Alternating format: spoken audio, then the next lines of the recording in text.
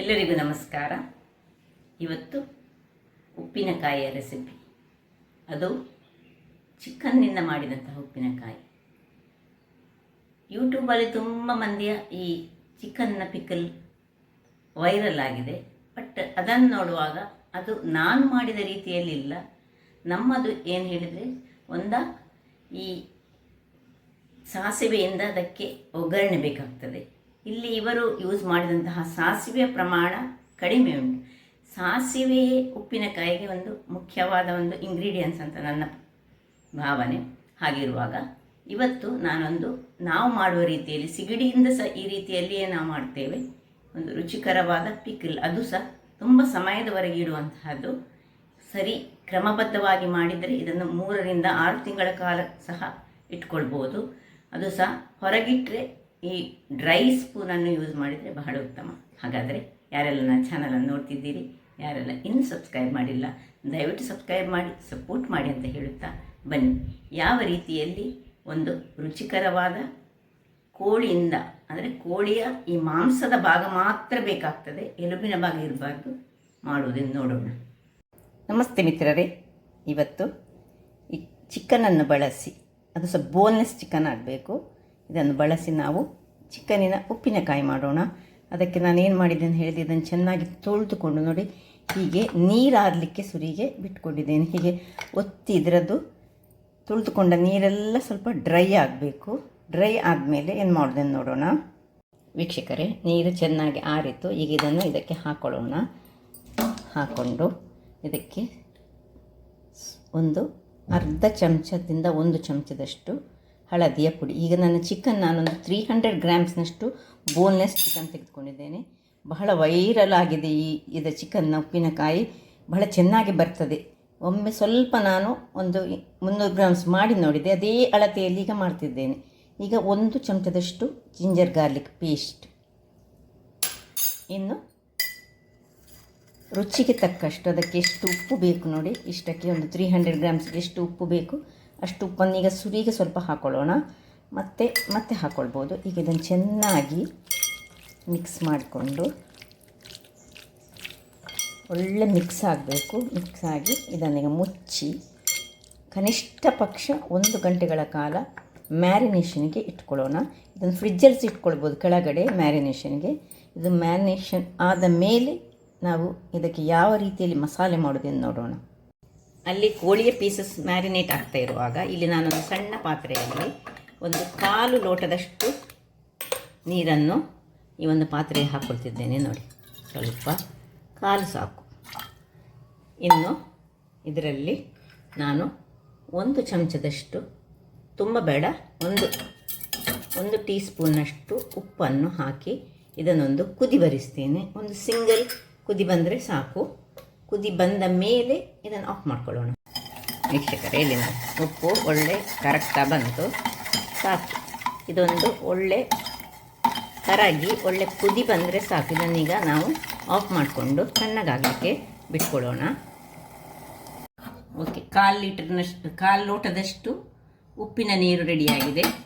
ಈಗ ಬೇಕಾಗುವ ಸಾಮಗ್ರಿಗಳು ಇಲ್ಲಿ ನೋಡಿ. ಅರ್ಧ ಗಂಟೆ ಆಯಿತು ನನ್ನದಿಲ್ಲಿ. ಈ ಉಪ್ಪಿನ ನೀರು ಸಹ ತಣ್ಣಗಾಗಿದೆ. ಇಲ್ಲಿ ನಾನು 300 ಗ್ರಾಮ್ಸ್ ಚಿಕನ್ನಿಗೆ ನೋಡಿ, ಪೀಸಸ್ ಇಷ್ಟಿಷ್ಟೇ ಸಣ್ಣದು ಮಾಡಿಕೊಳ್ಬೇಕು, ಅದಕ್ಕಿಂತ ದೊಡ್ಡದು ಮಾಡಬಾರ್ದು. ಉಪ್ಪಿನಕಾಯಿಗೆ ಹೀಗೆ ಇರಬೇಕು. ಇದರಲ್ಲಿ 12 ಬ್ಯಾಡಗೆ ಮೆಣಸು, 2 ಈ ರಾಮನಾಡ್ ಮೆಣಸು ಅಂತ ಇಟ್ಕೊಂಡಿದ್ದೇನೆ, ಮತ್ತು 1 ಚಮಚದಷ್ಟು ಸಾಸಿವೆ. ಯಾವಾಗಲೂ ಉಪ್ಪಿನಕಾಯಿ ಹೇಳಿದ ಮೇಲೆ ಸಾಸಿವೆ ಬೇಕು ಹೆಚ್ಚು. ಇಲ್ಲಿ ಒಂದು ಬೆಳ್ಳುಳ್ಳಿ, ಒಂದು 10 ಬೆಳ್ಳುಳ್ಳಿ, ಇದು ಮತ್ತು ಒಗ್ಗರಣೆಗೆ ಬೇಕು ನಮಗೆ. ಸೊ ಒಂದು 2 ಲಿಂಬೆ ಹುಳಿಯ ನೀರು ಬೇಕು ನಮಗೆ. 1 ಚಮಚದಷ್ಟು ಕೊತ್ತಂಬರಿ, ಒಂದು ಅರ್ಧ ಚಮಚದಷ್ಟು ಜೀರಿಗೆ, 1/4 ಚಮಚದಷ್ಟು ಮೆಂತೆ, 1 ಸಣ್ಣ ತುಂಡು ಈ ಕೆತ್ತೆ, 2 ಲವಂಗ, 1 ಏಲಕ್ಕಿ. ಈಗ 1 ಲೋಟದಷ್ಟು ಎಣ್ಣೆ ಬೇಕು ನಮಗೆ. ಈಗ ಮಸಾಲೆ ರೆಡಿ ಮಾಡೋಣ. ಈ ಒಂದು ಬಾಣಲೆಯನ್ನು ಇಟ್ಕೊಳ್ಳೋಣ. ಬಾಣಲೆ ಬಿಸಿಯಾಗುವಾಗ ಎಲ್ಲ ನಾವೀಗ ಡ್ರೈ ರೋಸ್ಟ್ ಮಾಡ್ತಾ ಇದ್ದೇವೆ ನೋಡಿ.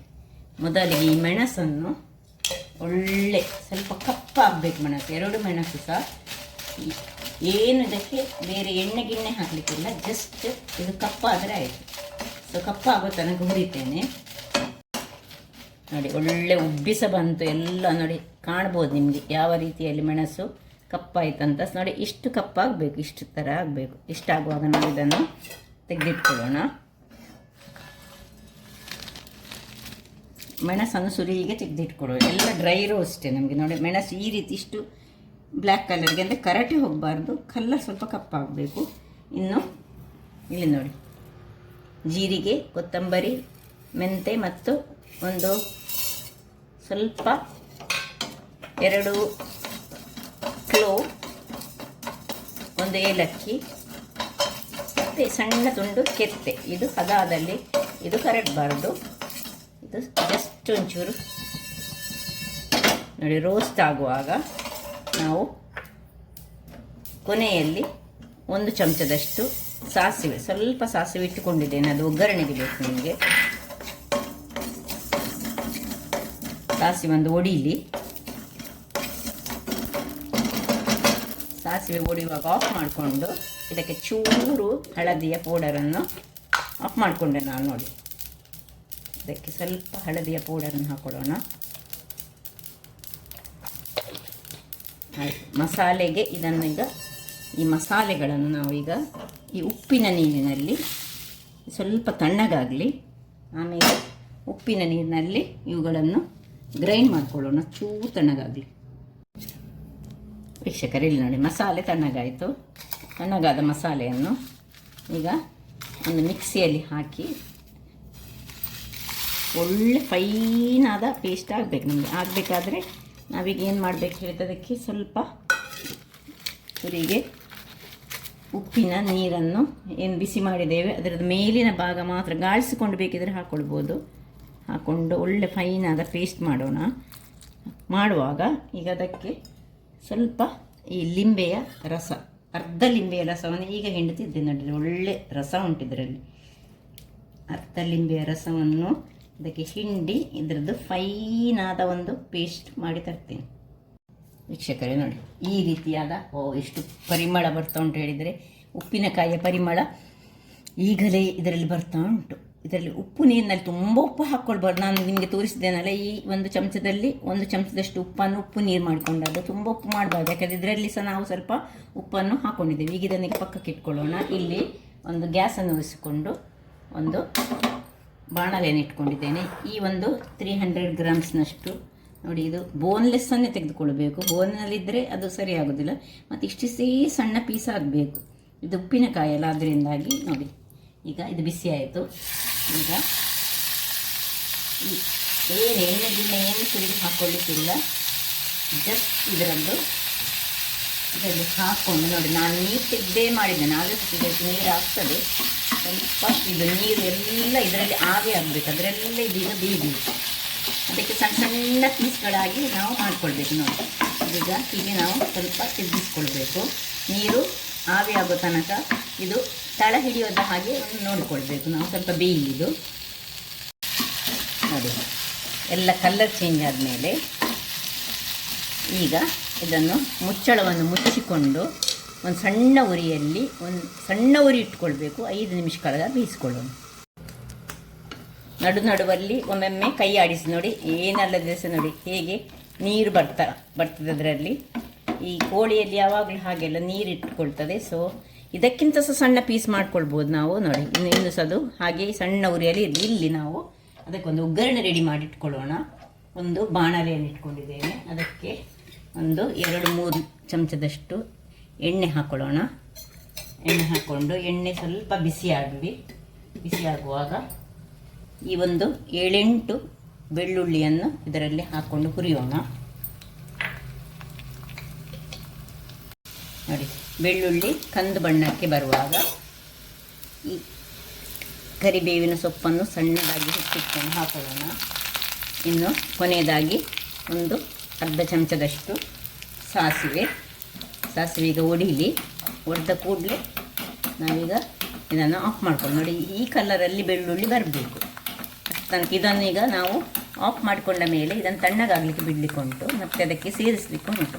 ಸೊ ಇದು ಒಡೀಲಿ. ಸಾಸಿವೆ ಒಡೆದ ಕೂಡಲೇ ಇದನ್ನೀಗ ಆಫ್ ಮಾಡ್ಕೊಳ್ಳೋದು, ಇನ್ನು ತಣ್ಣಗಾಗಿ.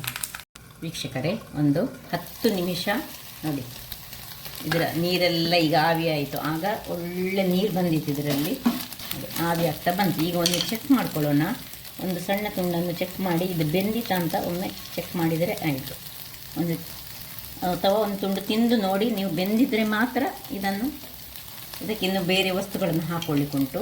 ನೋಡಿ, ಇದರದ್ದು ಎಲ್ಲ ಆವಿ ಆಗಬೇಕು, ನೀರು ಒಂದು ಚೂರು ಇರಬಾರ್ದು. ಸ್ವಲ್ಪ ಈಗ ದೊಡ್ಡ ಉರಿ ಮಾಡಿಕೊಂಡು ಎಲ್ಲ ನೀರನ್ನು, ಇದು ಬೆಂದಿದ್ದೀಗ, ಸೊ ಚೆಕ್ ಮಾಡಿದೆ ನಾನು. ಈಗ ದೊಡ್ಡ ಉರಿ ಮಾಡಿದ ಮೇಲೆ ಇದಕ್ಕೆ 1 ಲೋಟಗಳಷ್ಟು, ಅಂದರೆ ಒಂದು 25 ಗ್ರಾಮ್ಸ್ನಷ್ಟು ಎಣ್ಣೆಯನ್ನು ಹಾಕ್ಕೊಳ್ಬೇಕಿದೆ. ಈಗ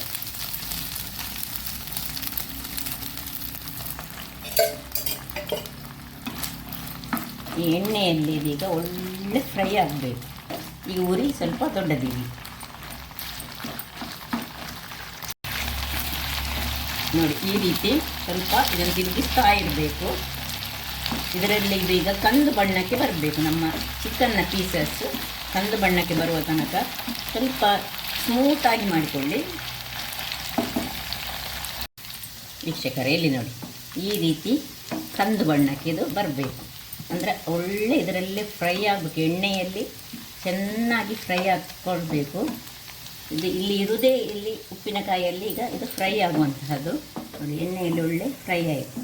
ಈಗ ಫ್ರೈ ಆಗ್ತಾ ಇರುವಾಗ ನಾವು ಈ ಒಂದು ಮಸಾಲೆ ಏನು ಮಾಡಿದ್ದೇವೆ ನಾವು, ನೋಡಿ ಈ ಮಸಾಲೆ ಉಂಟಲ್ಲ, ಉಪ್ಪಿನಕಾಯಿದೇ ಪರಿಮಳ ಹೊರ್ತಾ ಉಂಟು. ಕಲ್ಲರ್ ಸಹ ನೋಡಿ ಅಂತ ಯಾವ ರೀತಿ ಉಪ್ಪಿನಕಾಯಿಯ ಕಲ್ಲರೇ ಬಂದಿದೆ. ಈಗ ಇದನ್ನು ಈ ಒಂದು ಇದಕ್ಕೆ ಹಾಕೊಳ್ಳೋಣ.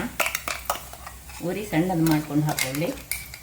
ಇದಕ್ಕೇನು ನೀರು ಏನು ಹಾಕಲಿಕ್ಕಿಲ್ಲ. ನಿಮ್ಮ ಹತ್ರ ಬೇಕಿದ್ರೆ ಸ್ವಲ್ಪ, ನಿಮ್ಮ ಹತ್ರ ಉಪ್ಪಿನ ನೀರು ಚೂರು ಉಳಿದಿದ್ದರೆ, ಉಪ್ಪು ತುಂಬ ಕಡು ಮಾಡಬಾರ್ದು.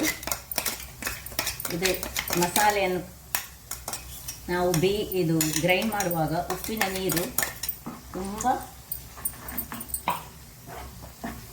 ಕಡು ಆಗಬಾರ್ದು. ಅದರಿಂದಾಗಿ ನೋಡಿ, ಇದರಲ್ಲಿ ಈಗ ಹೀಗೆ ಎಲ್ಲವನ್ನು ಈಗ ಇದಕ್ಕೆ ಹಾಕ್ಕೊಳ್ತೇನೆ. ಇದರಲ್ಲಿ ಸಹ ಉಂಟು ನೋಡಿ, ಸ್ವಲ್ಪ ಮಸಾಲೆ ಎಲ್ಲವನ್ನು ಹಾಕ್ಕೊಳ್ಳೋಣ. ಅಂದರೆ ಎಲ್ಲ ಮಸಾಲೆ ಇದರಲ್ಲೇ ಈಗ ಚೂರು ಕಾಯ್ಕೊಳ್ಬೇಕು.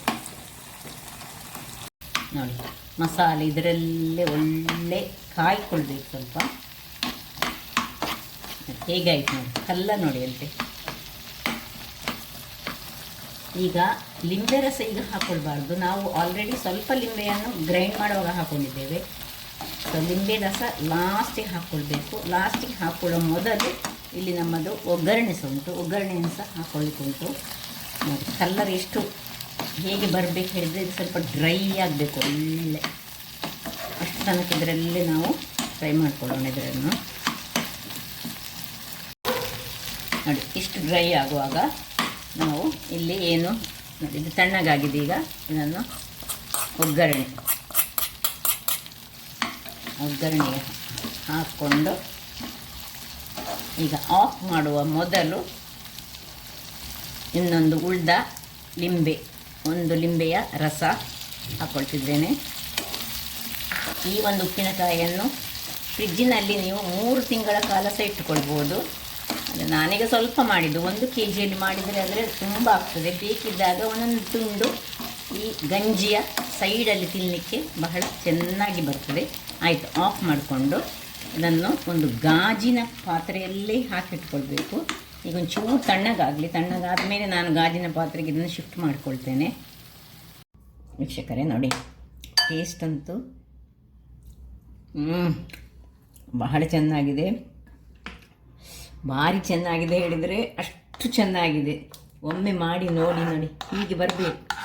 ಇದನ್ನೀಗೊಂದು ಗಾಜಿನ ಬಾಟ್ಲಿಗೆ ಹಾಕ್ಕೊಡ್ಬೇಕು. ನಾನೀಗ ನಿಮಗೆ ತೋರಿಸ್ಲಿಕ್ಕೋಸ್ಕರ ಹೀಗೆ ಒಂದು ಬಹಳ ಚೆನ್ನಾಗಿದೆ ಮಾತ್ರ. ಇದನ್ನು ಟೈಟ್ ಮುಚ್ಚಳ ಇರೋದ್ರಲ್ಲಿ ಹಾಕಿಟ್ರೆ 3 ತಿಂಗಳ ಕಾಲ ಸಹ ಫ್ರಿಜ್ಜಲ್ಲಿ ಇಡಬೇಕು ಮಾತ್ರ, ಹೊರಗೆ ಇಡಲಿಕ್ಕೆ ಆಗೋದಿಲ್ಲ. ಹೊರಗೆ ಬೇಕಿದ್ರೆ ಒಂದು 10 ದಿವಸ ಇಟ್ಕೊಳ್ಬೋದು, ಆಮೇಲೆ ಫ್ರಿಜ್ಜಲ್ಲಿ ಇಟ್ಕೊಳ್ಬೇಕಾಗ್ತದೆ. ನೋಡಿದ್ರಲ್ಲ ವೀಕ್ಷಕರಪ್ಪ, ಏನು ಚೆನ್ನಾಗಿದೆ ಹೇಳಿದರೆ. ಇದನ್ನು ನಾನು ಮೊದಲಿಗೆ ನೋಡಿದ್ದು ಈ ಯೂಟ್ಯೂಬಲ್ಲಿ. ಬಟ್ ನಾನು ನನ್ನದೇ ಒಂದು ಶೈಲಿಯಲ್ಲಿ ಇದನ್ನು ಸ್ವಲ್ಪ ಚೇಂಜಸ್ ಮಾಡಿದೆ. ಯಾಕೆ ಹೇಳಿದರೆ, ನಾನು ನೋಡಿದಂತಹದ್ದು ಅದರಲ್ಲಿ ಈ ಸಾಸಿವೆ ಎಲ್ಲ ತುಂಬ ಕಡಿಮೆ ಉಪಯೋಗಿಸಿದ್ದಾರೆ. ಆದರೆ ಈ ಉಪ್ಪಿನಕಾಯಿ ಹೇಳಿದರೆ ಅದಕ್ಕೊಂದು ಸಾಸಿವೆ ಬೇಕೇ ಬೇಕು. ಹಾಗಾಗಿ ನಾನು ನನ್ನ ವರ್ಷನಲ್ಲಿ ಮಾಡಿ ನೋಡಿದೆ, ಬಹಳ ಚೆನ್ನಾಗಿ ಬಂತು. ಹಾಗಾಗಿ ಈಗ ನಿಮಗೆ ಅಷ್ಟೇ ಒಂದು ಪ್ರಮಾಣದಲ್ಲಿ 300 ಗ್ರಾಮ್ಸ್ನಷ್ಟು ಮಾತ್ರ ಮಾಡಿ ನಾನು ತೋರಿಸ್ತಿದ್ದೇನೆ.